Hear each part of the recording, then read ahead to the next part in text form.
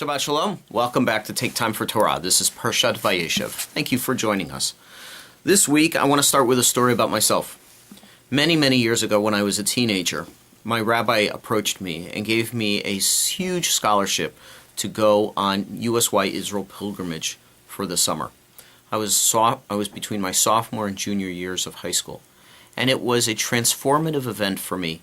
It transformed my understanding of Judaism, fulfilled what I had learned about in Hebrew school, and just sparked a desire in me to begin to observe more Judaism, to be more involved with my faith, but also it's put me on a path where it has me sitting before you today.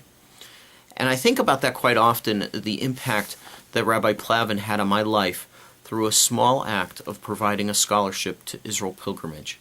And I think about the small acts that many of us have had on others that we may not think of as being a big deal, but turn out to be transformative.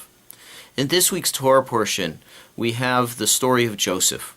And Joseph and his brothers did not get along with each other. His brothers were jealous of Joseph and the favoritism his father Jacob showed him. And so one day when he was spying on them, they captured him, and they were ready to kill him. But at that moment, Reuben stood up, and he said, "No, let's shed no blood. Let's throw him in a pit instead." And they eventually sold him to Ishmaelites, and the Ishmaelites eventually took him to Egypt, and the rest, of course, as we know, is history. But it's in that moment that the Sfat Emet teaches us, who lived into the 20th century, who teaches us how often we despair that the good deeds we have done have made no difference, when in fact they have made a great difference. That small act of Reuben's saving Joseph's life had an impact not only on Joseph, but upon all of us, because we're here today.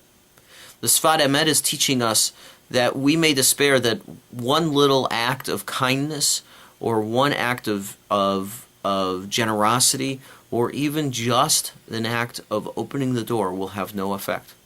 But in fact, all of those moments have an impact upon someone.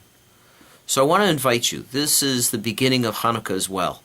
This Hanukkah, as we rededicate ourselves to our faith and we light a candle each night, each day I would like to encourage you to choose to do an act of kindness, generosity, or transformation. Know that your good deeds will have an effect. So every day, find a way to help someone else. Find a way to transform someone else's life. You may not know it, but the kindness you show to one person is a kindness that is showed to a dozen more. Shabbat Shalom. Happy Hanukkah. I wish you a joyous, light-filled, joyous, wonderful Hanukkah. Shabbat Shalom.